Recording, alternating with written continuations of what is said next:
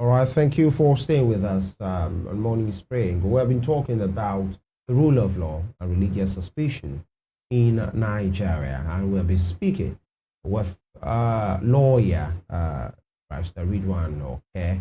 Thank you for staying with us, Barrister. Yeah, thank you for having me. All right, very good. I said something before the break, and I want us to expatiate because I think that's the real bone of contention to say the practice of Sharia law. You have said, okay, issue of marriage, issue of inheritance, issue of education or marriage, challenges maybe like divorce and all of those things. Granted, but many persons will tell you that, especially the way it's being practiced, what is the issue with it? Fundamental issue that that law is having, because many persons will say easily, that's hypocrisy. Show me one or two, three persons that have ever, been sentenced or, had strong order or judgment against them in this country. And you might find it very difficult to do that. It has always been about people at the lower cadre, of the whole thing, having their limbs cut off, being sentenced, being flogged, sometimes, being hounded, having their things destroyed because no to alcohol, no to some of these things.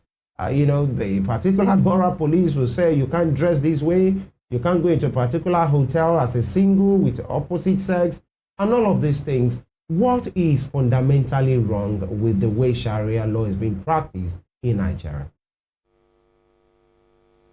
Okay, talking about what is fundamentally wrong with the way Sharia law is being practiced in Nigeria, I will pose a question to you. What is fundamentally wrong with the way conventional laws are being practiced in Nigeria?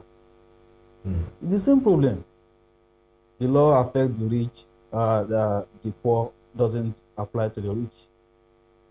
And I'm going to start from the issue that started from in Osun State a few weeks ago, that someone was said to have been sentenced to death since 2014.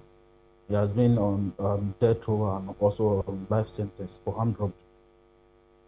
The person was alleged to have stolen fowl, to have granite oil and the likes, bathed with a weapon, which justified issues of armed robbery, and armed robbery is punishable by death.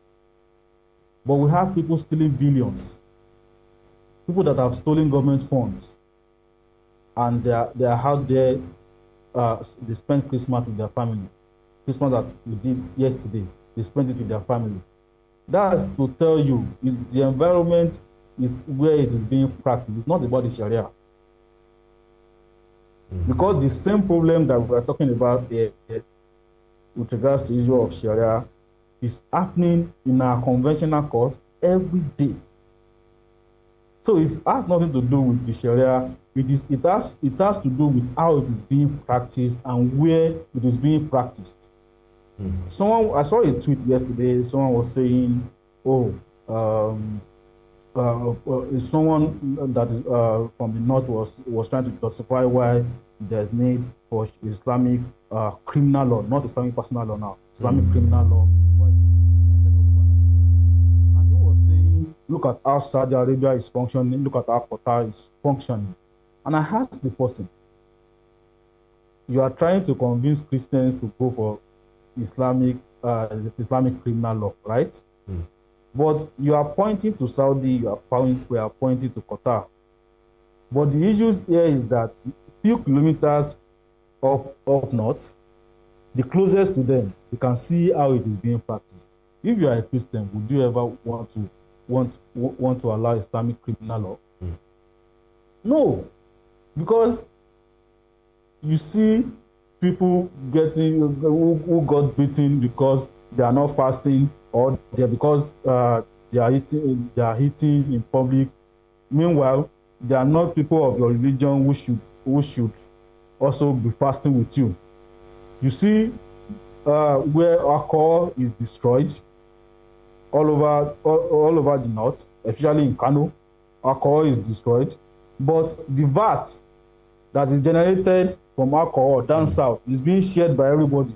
You are benefiting from the VAT, but you don't want to, but you are not allowing alcohol in your own state, but you are sharing the VAT, the revenue that is coming from alcohol in the north. So these are issues, these are hypocrisies that needs to be addressed. So, but the issue of injustice is not about the Sharia, it's about this country itself. Yahaya Bello recently got bail, of which he is entitled to. He perfected the bail and is now in his home. There are several citizens who are in prison because they are unable to pay. They are not unable to pay fine of 20,000 naira, and they have been in prison for months. So this is a Nigerian problem and a Nigerian factor, not a Sharia factor or the factor of the law itself. It's a problem of application, not a problem of the law itself. So now, issues of whether people should allow a Sharia court or not, it is not your choice as a citizen to say we should have Islamic personal law in the Southwest, because it is the right of those Muslims in the Southwest to have a court that advocates on their problems and on their problems alone, not on your own problem. And anybody that is saying that you should expand it to others, I will be one of the first few persons to stand up against them. But what I'm saying is that as provided by our constitution, Muslims are entitled to a Sharia court that will sit on their personal laws, issues of marriage, issues of inheritance, issues of divorce, and any other personal issues that applies to Muslims alone. In fact, Muslims that doesn't want to be subjected to a Sharia court when it comes to issue of divorce, issue of issues of nikah, issues of inheritance, doesn't have to subject themselves to it. For example, there are Muslims that get married under the Marriage Act, and their life is being governed by the Marriage Act. In fact, in most instances, once you conduct a marriage under the Marriage Act first, even if you subsequently conduct a marriage under Islamic law, that marriage under the Marriage Act supersedes everything. So why are we stressing ourselves about the issue of Sharia court governing personal affairs of Muslims? The main issue here is that we do not want Islamic criminal law in the Southwest, and that is very clear. So when you are saying that, okay, the court hands of poor people, they arrested poor people and the likes, you are talking about Islamic criminal law. Islamic personal law. Barrister, if I may come in here, you have said that this is a function of the institution of the state. If it is being decided that a particular course should run, the people doesn't have a say, they can't cherry pick. You have said, okay, the personal laws, granted, we should be everywhere, but people are saying the criminal part of the Sharia law should not be extended. If it is extended, people cannot have a choice, do they? Can they cherry pick? If it is going to be extended, the Constitution does not provide for the criminal aspects. Okay. So if it to be extended, the consent of the people has to be gotten. And how can it be gotten? It is by the people that are in the House of Assembly are nominated there and elected there by the people. And each constituent has someone representing them at the House of Assembly. It is only people who we have given the power to make laws for us that can come across and say, okay, we want Islamic criminal law. And I do not even see that happening, remotely happening in the Southwest. Why? Because we are so intertwined into each other to the extent that if you check the House of Assembly of each state right now, you will find a good number of Christians and you will find a good number of Muslims. And you need to talk to be able to do something like that. All right. Quick one, it's this issue. Let's talk about it this morning. And I need the legal angle, to that. Okay. Is blasphemy a crime in Nigeria? And what is blasphemy by the definition of the law? Okay, so let me first start and create divided into two. Yeah. In Nigeria today, we have two major criminal laws. And we have the penal code. The penal code is the criminal law that applies to the north. Barrister, if you can please speak up a bit. Okay, I said in Nigeria today we have two criminal laws. All right. The first one is the penal code that applies to the northern states. The second one is we have penal code, we have criminal code. That one applies to the southern part of the country. And now we have two dimensions of criminal law because the specifics and dynamics are different. For example, Kwara State is in the north, is governed by penal code. Kwara State has a Sharia court, but you will never hear that there's Isba in Kwara, or that there are people being tried in the Sharia court in Kwara State. No. The reason for that is that they are only practicing the Sharia. They are only practicing the personal law of Muslims. Sharia court can only decide or take cases relating to personal law of Muslims in Kwara State. That's because, and that's exactly what they are trying to replicate in Oyo. So now, issue of blasphemy. Issue of blasphemy is never punishable by death. And if you follow my tweets, I said something with regards to issue of blasphemy, that if you are trying to probably talk about blasphemy is basically you trying to lower another person's religion by saying something against probably the Quran, or saying something against the Prophet, saying something against Allah by trying to just to bring them down in the eyes of other citizens.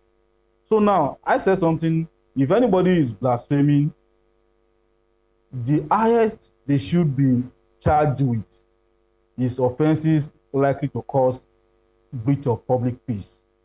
Because, for example, I go to a Christian-dominated area and I'm telling you Jesus Christ is this, Jesus Christ is that.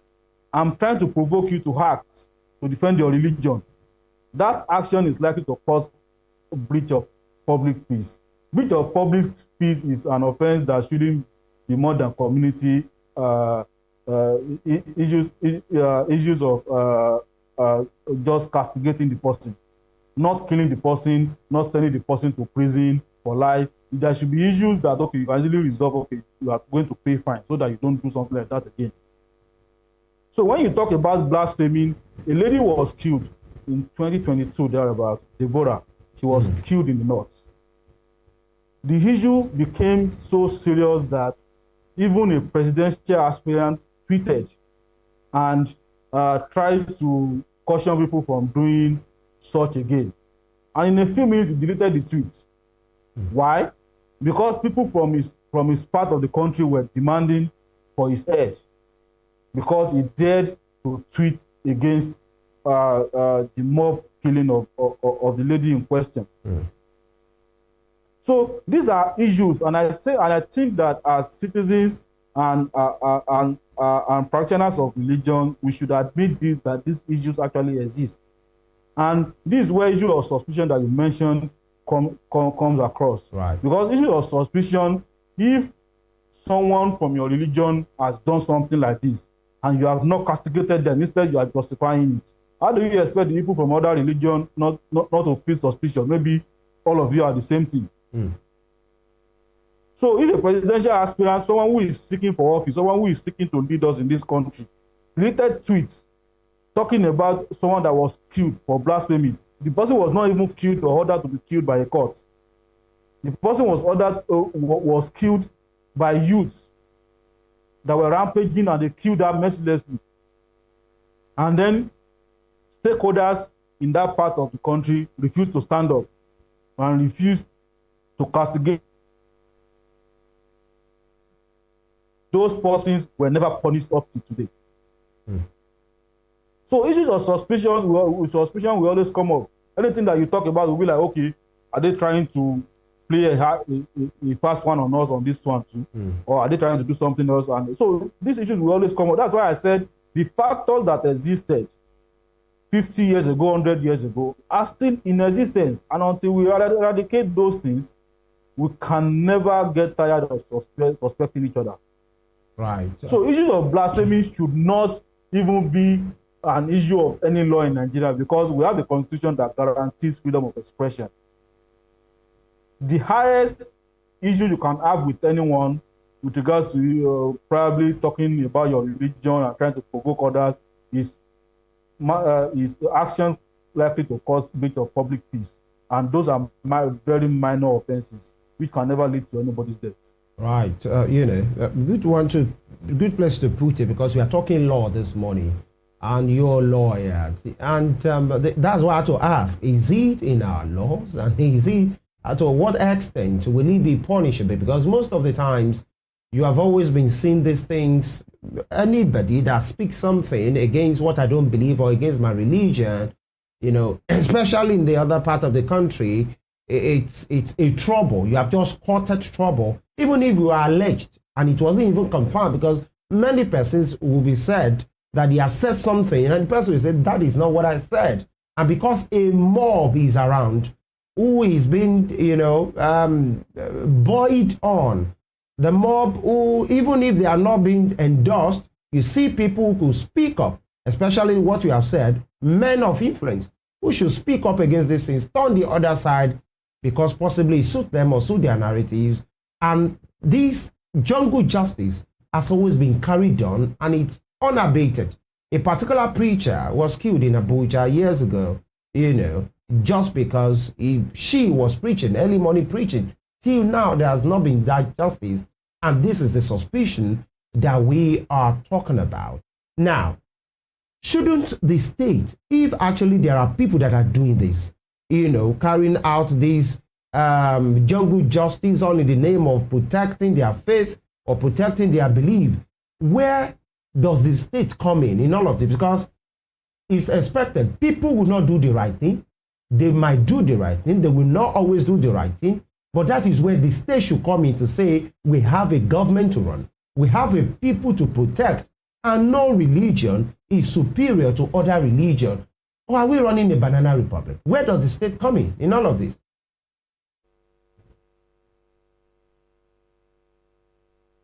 Please go ahead. Talking about, can you hear me, please? Yes, please go ahead. Hello? Yes, go ahead. We can hear you. Okay, so talking about issues of how the state comes in with regards to these issues, I think number one is that, for example, the case of Deborah that I just gave the example of now, where are the perpetrators of that offense? Some persons were charged. What is the current state of that case today?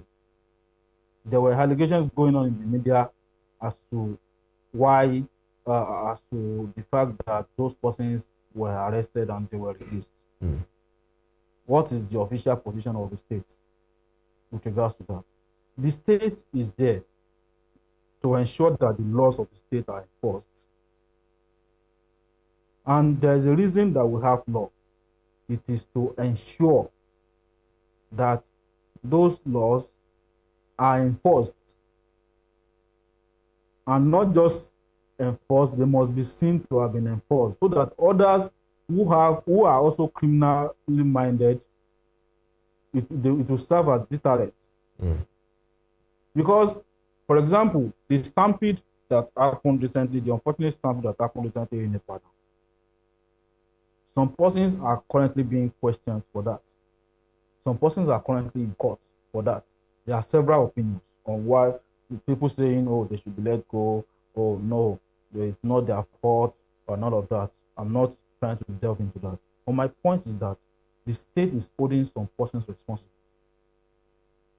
So when it comes to issues of religion, why do our government, why do they pander? Why don't they take decisive steps just as they take in other issues?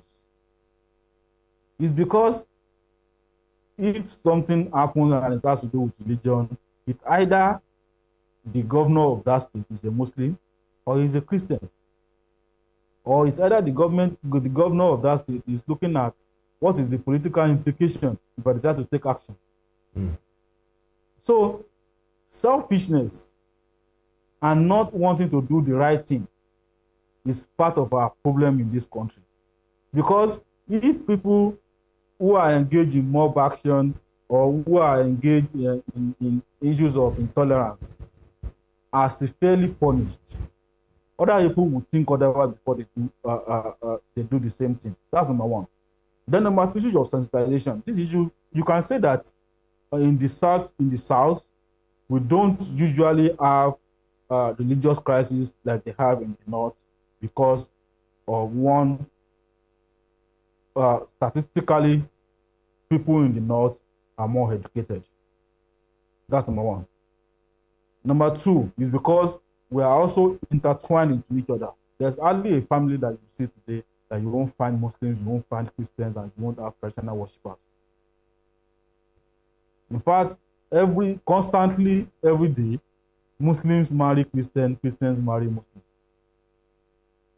And there's hardly anyone that will say, even including the grand alfas and the grand pastors, that doesn't have a Muslim friend, or a Christian friend, or a Muslim sibling, or a Christian sibling.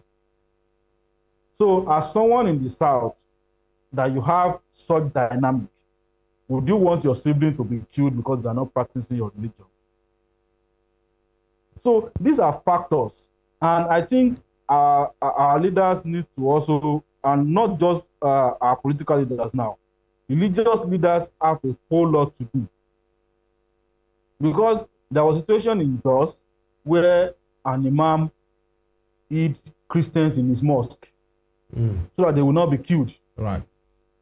That was because he took leadership and he knew that what was about to happen was wrong. So imagine that most of our leaders are just like that. That they ensure if there is going to be any crisis, they take leadership of their leadership positions and calm people down and ensure that it doesn't happen. We need to hold ourselves more accountable in this country, because most of these unnecessary deaths are actually preventable.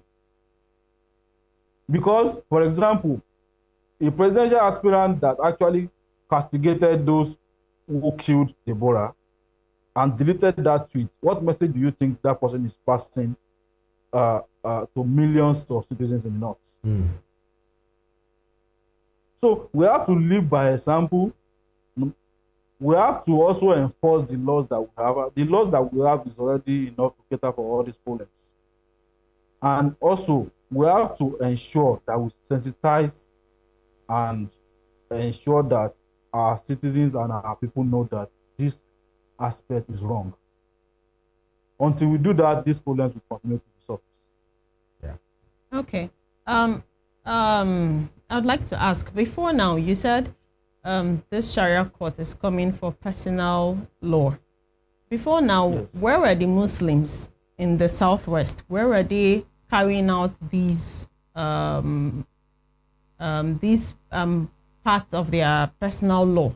Because you said it's for their need. Number one, they are left with no option. Just like I tell you, I'm married, and I'm married to a Muslim. The only certificate of marriage that I have up to this moment is one that was given to me by the organization that conducted the marriage.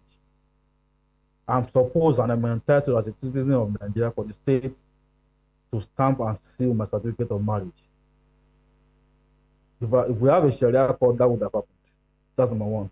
Number two, Muslims are forced to either go to conventional courts or they are forced to go to the customary court that doesn't actually have the knowledge and the expertise to sit on those cases. So those are or they just they just settle it amicably among themselves. So if there is a Sharia court, they will have options. They will be able to, okay, let's go to Sharia court. Let them give us those who are more knowledgeable in this area decide for us. So if they want to share inheritance right now in a Muslim distance, there are Islamic clerics that go around to share it, but they still do not have authority. If those people that they share the inheritance among are aggrieved, they have nowhere to go. They either go to the normal conventional court who do not have the knowledge to sit on such cases, or they give it up to God. Interesting one there. As excuse me, as we round off now, you talked about the issue of people possibly provoking the other religion, people of a faith, because of maybe meddling in their business, if you could say it like that. You gave an example of you going to a Christian-dominated area or a church and you are shouting or you're making a case to say that is not correct, which actually should not be a business. So where do something similar happened, went viral in Lagos State, in Lekki, where a particular banner was put in the front of a mosque. Now, this is a different case. They didn't go to a church to do that. They put up a message in which many Christians found offensive. And the message on that banner was, Jesus Christ is not God. Jesus is not God, in which many persons have found offensive to say, why are you putting it in front of a mosque? Can't you handle your business? And we're handling our business. The outrage went on, and later the banner was removed, and it became a conversation, on the public space. Where do you put that? Is that right? Really, to say, some will say it's within our doors. We just put the message there. Or some will say the person you are talking about is a huge symbol of the other religion. Why don't you leave their business for them? Your take on that?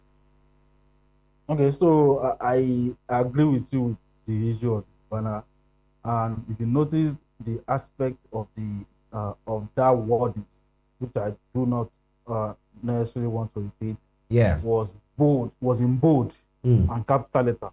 That was because the message was being passed.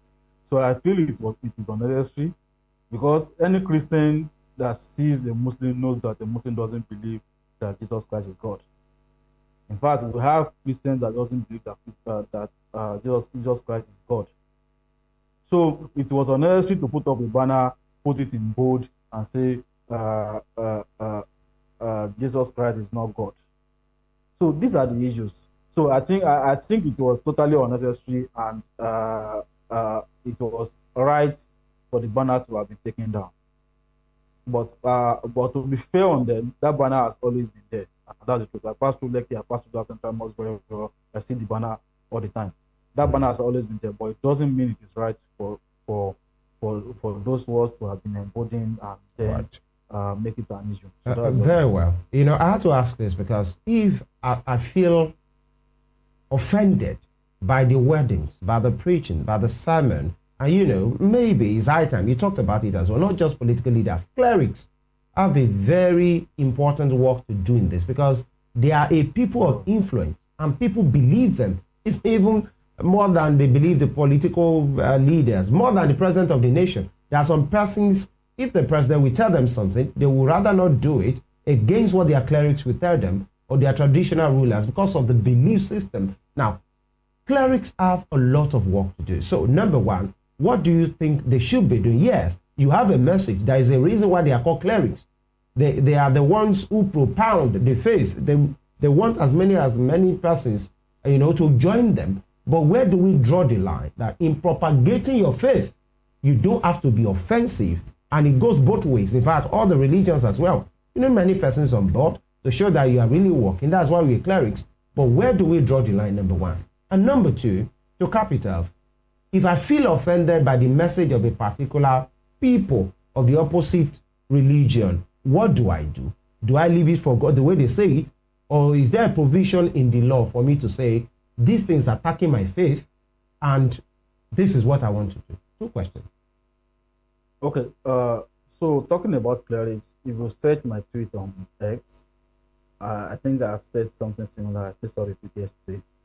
and it's with regards to the fact that in Nigeria as it is today, we spend so much on religion. We spend so much, whether officially or unofficially, we spend so much on religion for religious clerics not to be held accountable for some of the problems that we are having.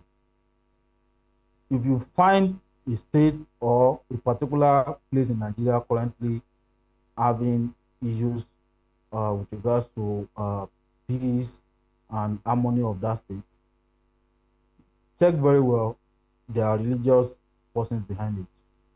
Check very well there are people who can actually listen to some of these clerics behind it.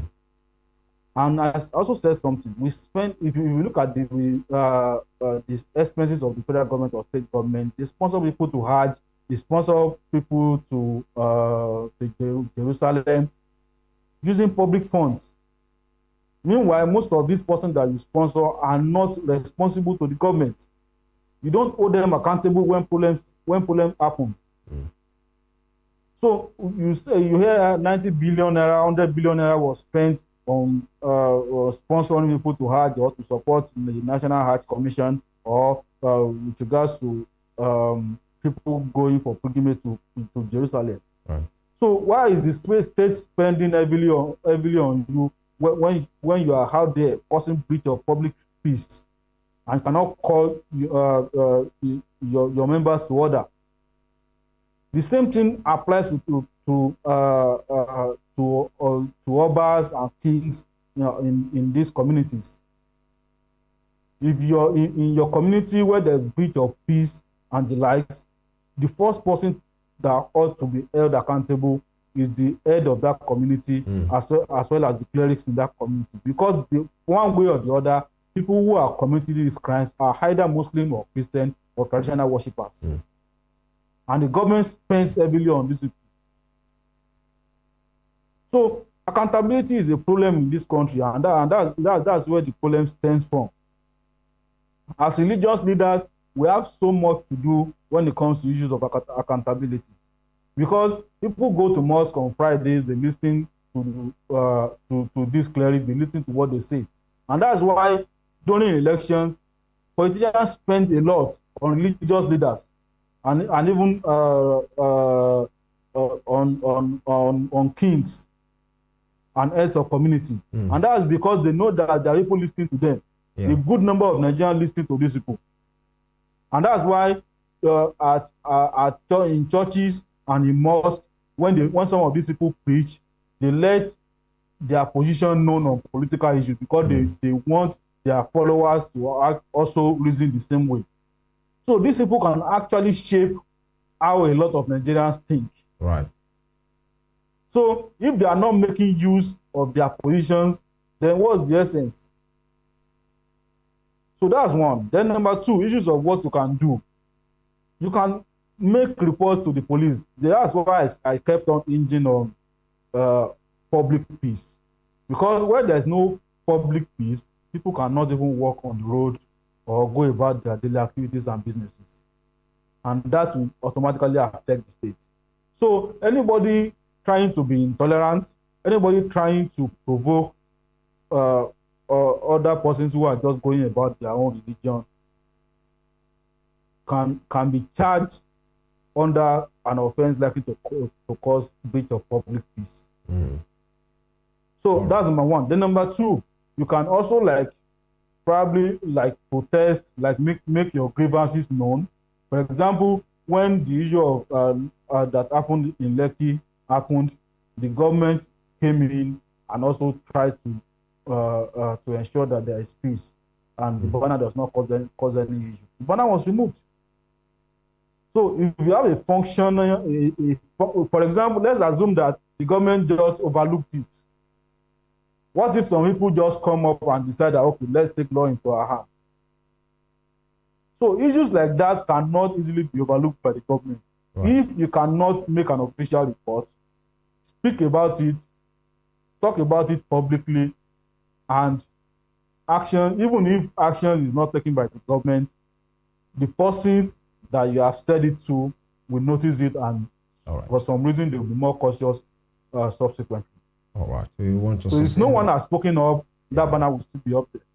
Yeah. Want to sincerely thank you for your time and your take, especially the legal angle to this, talking about religious tolerance and, the otherwise, that's religious suspicion in Nigeria.